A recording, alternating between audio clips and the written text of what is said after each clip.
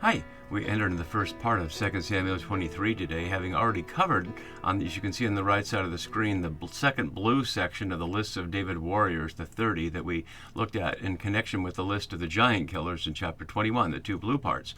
So today we're on the second of the purple sections here, the two paired Psalms of David that fit into the center of this unit from chapter 21 to 24. If you haven't watched the introductory video for this unit, I really encourage you to do so, where I go over some of the evidence that I won't go over today for why we can understand these chapters as being a much later addition, several hundred years later, after the time of David and Solomon and the issue of the succession. And after the long psalm in chapter 22, which had all kinds of fireworks with Yahweh, the sky dragon, gathered around a dark cloud and coming down to rescue David, and then David's long list of all the empowerment he's been given to kill and destroy and to grind into dust for no particular reason other than to give glory to himself in the name of Yahweh. And so after that long psalm, today is anticlimactic. You can see the entire thing on the left side of the screen. And it's not particularly about immediate themes. It's a much more gentle theme. And it's really just got one issue here, that David and his house are the ones that Yahweh has authorized. And so putting this at the center with, as I arrange it chiastically, the last words of David, which I think forms a bridge passage between the two psalms, although you don't have to read it that way, and most scholars don't. Most scholars read 23:1-7 as a unit. As my note has, as you can see in the footnote, compared this to the ending of the Gospel of John, where many older scholars also saw the end of chapter 20 as an ending and chapter 21 as an addition. But more recent understanding of how ancient texts were structured has helped more scholars to see how there's a chiastic fit among the last two chapters of John's Gospel, and I'm going to suggest the same kind of thing is happening here. Either way, we hear this as the last words of David, even though plainly they're not the last words of David, because David will continue to talk in the first couple of chapters of 1 Kings, and that's the most important chapters in some ways of the whole thing, where he says that Solomon is the one to succeed him, not Adonijah. And so we'll continue in those chapters, even though we're coming to the end of 2 Samuel, because if we're talking about the story of David and the succession, it's not over until then. The authors of these chapters certainly knew that David continued to speak, and perhaps they're suggesting that these words were spoken after the words we hear in 1 Kings, but we can't really know any more about it than that. And I'm not highlighting all the special words here, although there are a number of them. We'll look at them. There just aren't as many words in this section, as many unusual words as there are in the long 51 verses of chapter 22. So let's just jump right in here. My note below has, after having torn David down, the Deuteronomistic historian raised him back up, but any reader so far knows the truth, which is to say we've read the entire books of 1 and 2 Samuel, and so we can evaluate this claim here against that, and that's exactly what we're going to do here. So these are the last words of David, as I was noting, the oracle of David, and this is one of the unusual words here, neum here, and as Graham Old notes, refers to inspired human rather than divine speech, which is interesting in light of verse 2, the Spirit of Yahweh speaks through me, perhaps not right now. So, and this is plainly meant to be not David speaking. It's in the third person, so somebody's speaking about him to put this in here. So the oracle of David, son of Jesse, and curiously, this is the only time we hear it spoken by the narrator. We've seen it spoken by other characters, and mostly derogatorily, as you can see in my note below, the various places, but here by the narrator. And then we have a very strange thing, an unusual word for man. The everyday word for man is ish, and we see that hundreds of times. So here it's gever, only here in Samuel, and only a few times in the Torah. It's a few times, as you can see, in Joshua 7 and in Judges in the Deuteronomistic history, 10 times in the Psalms out of 66. It can also mean a verb to excel. So I have no particular insight about why this word rather than ish is used here, other than it's highlighting the later text when this was the more common word. And since it's used 66 times, it's obviously not a rare word. Whom God exalted, or who caused to stand up or raise up. It's an unusual stem here in the Hebrew, and that stem is only one time in the Hebrew, two times in the Hebrew Bible, once in Exodus and once in Jeremiah. But really can just see to raise up. We saw exalted in chapter 22, but using different words than we hear here. And kum, to stand up or raise up, is a very common word. The anointed of God, the Messiah, and there's no the here, just Messiah of God. We saw that just the verse before in 22:51, so two consecutive verses here, and we'd last seen it at 19, and otherwise not often in 2 Samuel. But plainly, this is highlighting the future. This is a psalm not about the past, but about the future. And then we have the very unusual, the God of Jacob. And that certainly highlights that this is late. As I've been noting throughout both my Genesis series and the Samuel series, the Genesis series is certainly exilic and post-exilic. And I no longer follow the documentary hypothesis that many scholars do, that there are originally 4 sources, or even that there's a J and a P source. There may well be, but I'd like to suggest they're both exilic. There isn't one from the time of the monarchy. And so Genesis is certainly later than the time of David and Solomon, but this would be and also later in the time of Josiah, which would be in the 630s before exile. So I'd like to suggest this is one of the piece of the evidence from much later. And we can see Jacob and Samuel only one other time. And if we go back to that, we can see how this is plainly a Deuteronomistic addition here. When Jacob went into Egypt and the Egyptians oppressed them, then your ancestors cried out to Yahweh, and Yahweh sent Moses and Aaron. Plainly, the Exodus story is not otherwise known to the audience of David, the David and Saul story. It hadn't been written yet, and my argument in Come Out My People, and I'll make the same argument as I get through 1 Kings here at Radical Bible, is that Exodus is written to justify Jeroboam's rebellion against Solomon's son Rehoboam, which is to say, as the stories here justify David reigning as a dominating and violent king, the story there will counter that by saying God empowers people to be liberated from powerful and dominating kings, Pharaoh being the stand-in for David, Solomon, and Rehoboam. And we'll see that in my 1 Kings series. So here Jacob, highlighting it's late, we see it's only in Joshua, in the last chapter of Joshua a couple times, and a couple times in Kings, and plainly added later. And the favorite of the strong one of God is plainly a not good translation. And I didn't highlight the shape and key words because there's not really a lot of shape other than the poetic shape that you can see here, nor are there key words. But as my individual notes will show, how different is the favorite of the strong one of Israel and Israel's delight, singer of songs. In other words, it's about David who's being talked about here. David is Israel's delight, a singer of songs, not the favorite of the strong one of Israel. Let's look at the individual words. The word for favorite here, naim here, or delight, is only one other time in 2 Samuel, 6 times in the Psalms. But the strong one of Israel, this is plainly not the word for strong. Zemarath, it means song. It's only here in the Torah Deuteronomistic history, but it's 6 times in the Masoretic text. That leads the New English translation to render it Israel's beloved singer of songs. And that's pretty much the same as what I do here, Israel's delight, singer of songs. But it's about David, and plainly David is tradition about singer of songs and musician, going all the way back to when he played the lyre to soothe Saul when Saul was feeling paranoid back when they first were meeting. We didn't know him as to be literally a singer, we knew him to be a musician. But as a psalmist, we're suggesting he's a singer, and so there that is. And so now the psalm itself starts, the Spirit of Yahweh speaks through me. What a claim that is. His word is upon my tongue.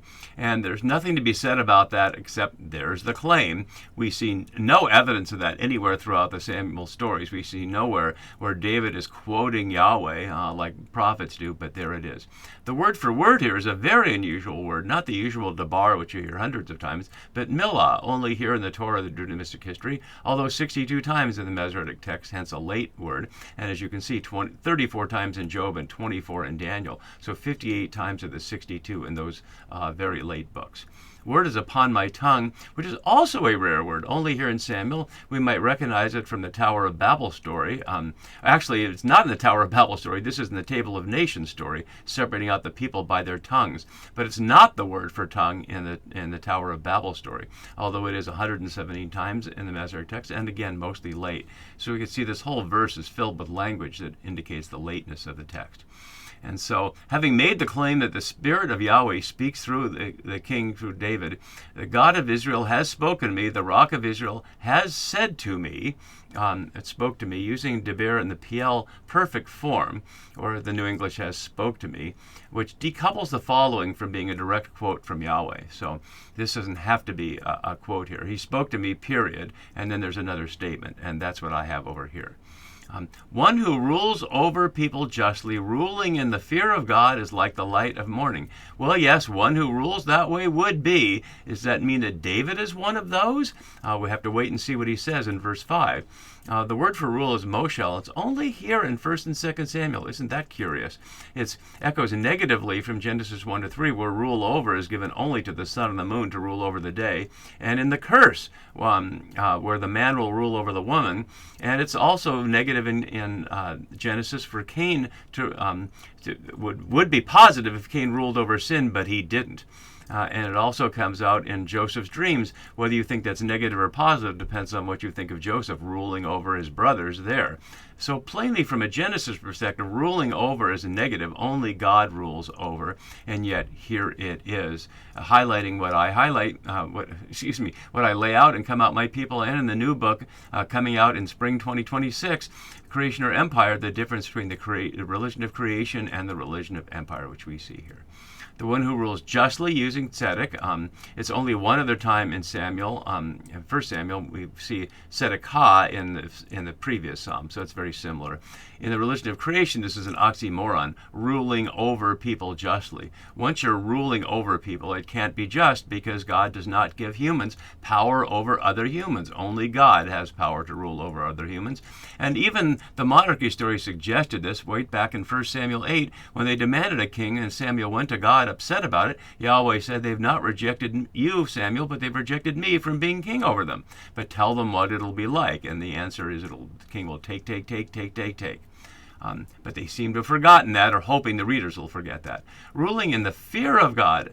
Notice not in the love of God, and that would make sense of, if you want to be afraid of the king who rules in the name of a god, then you better be ruling in the name of fear. And that's often highlighting what the religion of empire is. It's fear-based, whereas the religion of creation is love-based. And again, a very unusual word for the very common phenomenon of fear, yirath, only Deuteronomy 2:25 elsewhere in the whole Deuteronomic history, and only a couple of times in the Torah, but 27 of 44 times in the Psalms. So again, highlighting these late words. And having come upon that description, suddenly there's this lovely image that we see here.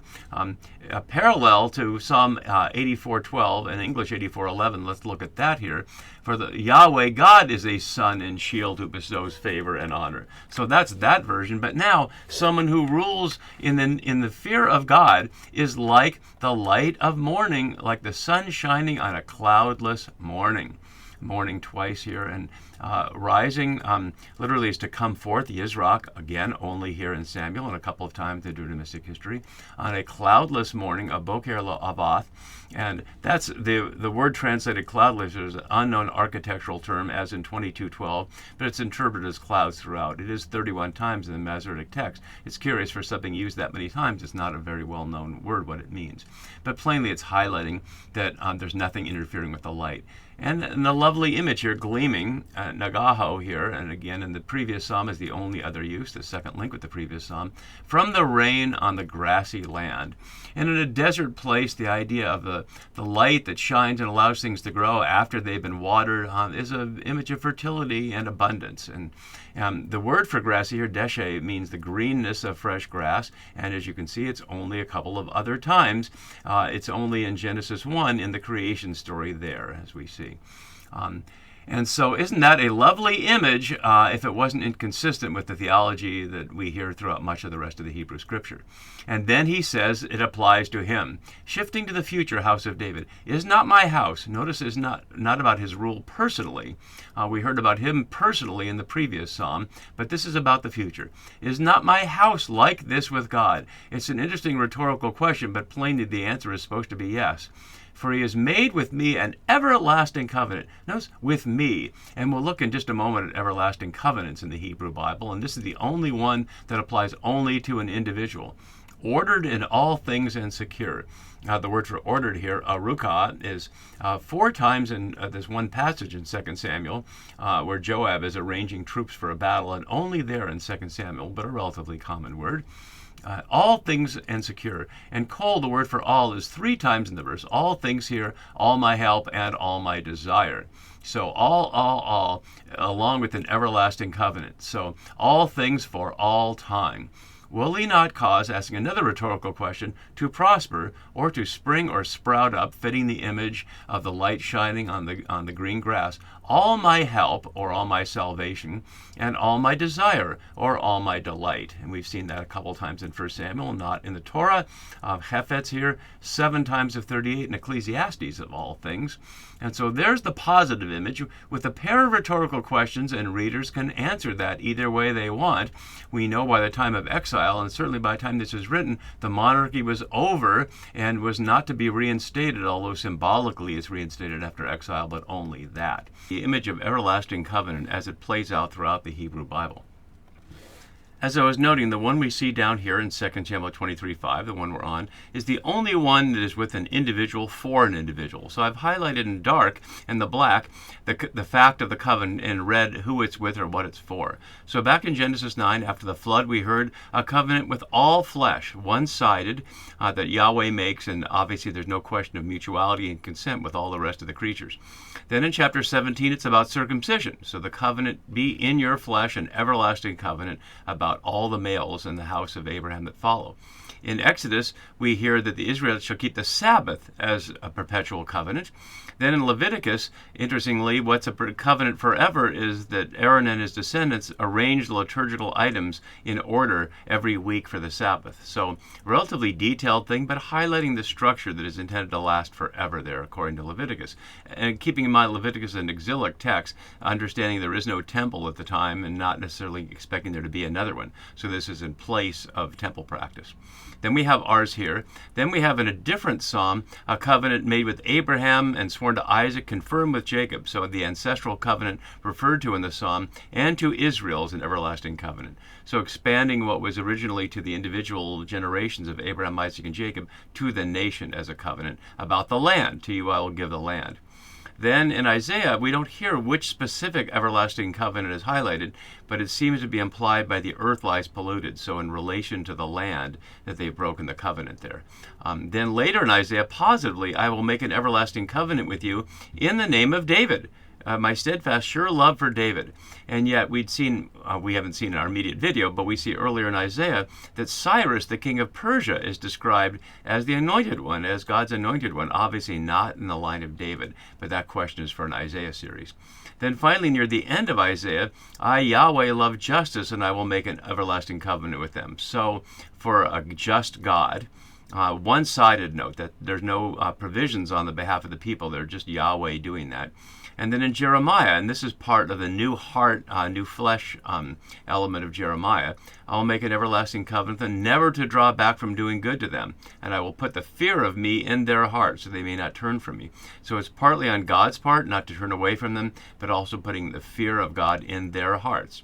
And then similarly, in the post-exilic context, they shall act the way to Zion, which is to say back from Babylon, joining themselves to Yahweh by an everlasting covenant that will never be forgotten. So suggesting that the restored community after exile will have a new or an ongoing everlasting covenant. Then finally in Ezekiel, I will remember my covenant with you in the days of your youth. And this is after he's described Israel as a whore and an adulteress who's gone after others, and yet Yahweh will come back and treat her, quote unquote, well. And then finally, after the scene of the dry bones being reanimated, I will make a covenant of peace with them. It shall be an everlasting covenant with them, and will set my sanctuary among them forevermore, which is obviously about the new temple. So we see in all of these, they're all about the people as a whole, or some aspect of the people's relationship with Yahweh, like in covenant, like in circumcision or Sabbath, other than the Davidic one, which is just about him. And then there's this curious contrast that ends into the last official words of David. Godless could be a translation here of Belial, but we've seen it otherwise as worthless. We saw it in chapter 22:5 as perdition, as waves of perdition, not as people. And so it usually refers to people who are just worthless. It doesn't have to mean what we think of as godless as being atheists. So whoever that's referring to, other people, and why it's being contrasted with David's house isn't clear here. they're like thorns. And coats, the word for thorns here, is only here in the entire Bible, that are thrown away or that retreat or flee, which is curious because you don't normally think of thrones as engaging in the act of running away. Someone has to do it to them. But so thorns that are thrown away. And then we have this curious image to end it. They cannot be picked up with the hand. To touch them, one uses an iron bar or the shaft of a spear. Let's look at a couple of details. The New English renders this: the one who touches them must use an iron instrument or the wooden shaft of a spear. They are completely burned up right where they lie. The point being is they're too sharp to touch with your hand. But what a curious image. Why would you be picking up the godless like thorns? If we look at some of the details here, uses is a word, cannot pronounce it without the vowels in its form. We have it as yamale, to fill in. And an iron bar here is simply varazel for iron. The bar is inferred from context. And the shaft of a spear, va'etz, literally means trees, and hence a wooden shaft. So suggesting one uses iron or wood to touch them. Plainly the point is you can't touch them with your hand. But what kind of an image is that for people of Belial? And why is that a contrast with the everlasting covenant that keeps all things secure in the house of David? Who knows? But then it will go on to the warriors. And so that's the end of David's speech in the books of Samuel, according to this author. But we do have chapter 24, as we see from our chiasm here, where we'll see one more story that will set up the mission of Solomon, according at least to the authors of Chronicles, which is to build the temple that Yahweh will live in. See you for that next time. Bye-bye.